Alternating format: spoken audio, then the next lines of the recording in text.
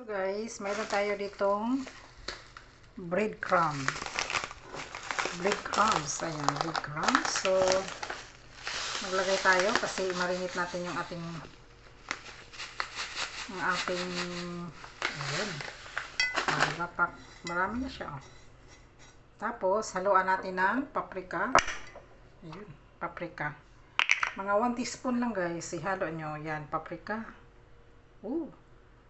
Tapos, garlic. Ayan, meron tayong garlic powder. 1 teaspoon din. Ayan. Hindi masyadong marami kasi mangangamoy tayong garlic. Okay, garlic. Tapos, meron tayong Italian seasoning. Haluan natin konti ng Italian seasoning. Ayan. Okay, konti lang. Tapos, meron tayong onion. Yan yung ating onion. Medyo malaki. Never mind. I-open ko pa yan. So, meron din tayong